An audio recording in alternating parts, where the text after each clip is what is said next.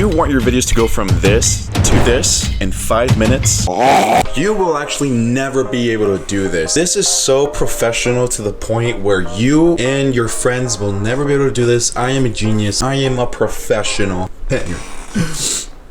No, I'm definitely kidding. It's so simple that even you and your mom could do it. Heck, you don't even need to know the terms that I'm about to throw at you to know how to light your thing properly. You can get cinematic videos and you can get really good video for your YouTube channel if you're planning on making one. Now, these lights that I'm using are pretty expensive, but you don't need expensive lights to do whatever I'm doing over here. Although I am not making a video about budget lighting. If you guys want to see a video of me doing that, I can definitely do it for you guys. I'm going to be using GVM lights. I'll put a link in the description for their website. They're actually selling very cheap lights that are pretty decent for what they are. I really recommend them. They do a lot of promotions. They'll do a lot of 2 for a certain number of money. Anyway, 3-point lighting. You have probably been hearing about that all over the place ever since you started doing cinematography video thing. What is this 3-point lighting? I don't know what it is. I'll teach you what it is, and it's actually very easy. It's in the name. 3-point lighting. 3 different points of light pointing at you at different spots. So there's 3. There's a key light, fill light, there's a backlight, rim light, and a hair light. Those last 3, you will hear a lot of people being like, oh, okay, so I'm gonna do a hair light. Oh, okay, I'm gonna do a rim light. Oh, okay, I'm gonna get a backlight. They're all the same thing. They all basically just mean a light behind you. So what is a key light? The key light is the most important light in your studio. It's the brightest light in the trio, and we all like to put our key light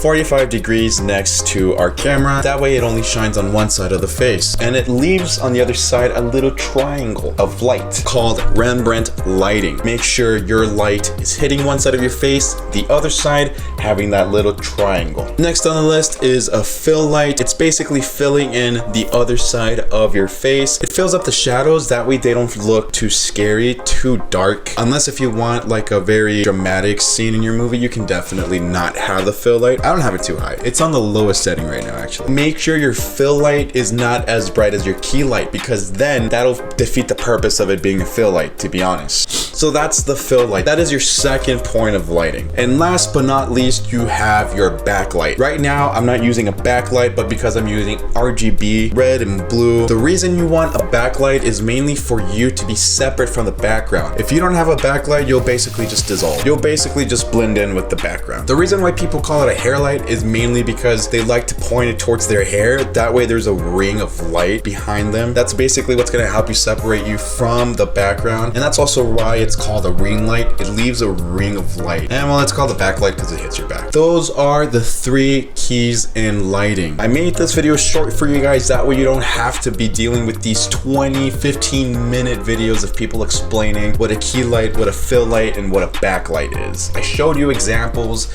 Use them, practice it, because with practice you will make perfect. It looks like I need a lot of practice. If you're doing YouTube, I definitely recommend buying at least 1 or 2 RGB lights to have them behind you. It's what I'm using right now to hit the red and the blue colors mushing together behind me. It's going to make your video look more dynamic, more colorful, and very enjoyable to the eye. With the knowledge that I just taught you guys right now, you can definitely turn your videos from this to this in minutes. You just need to practice. So in summary, a key light is your main light, the brightest light on your face, lighting up one side of your face, leaving Rembrandt lighting or the little triangle right on the other side of your face. Your fill light is the light on the other side of your setup, filling in the shadows on the other side of your face. That way you don't look too dramatic. And your backlight, your rim light, and your hair light is the light that's going to be behind you, leaving a little strip of light on you. That way it separates you from the background. That way you don't dissolve in it. Yeah, if you want more videos like this, make sure to let me know down in the comments, and I will definitely try my best to get them for you. And yeah, also thank you all for 50 subs. I love you guys, whoever you are.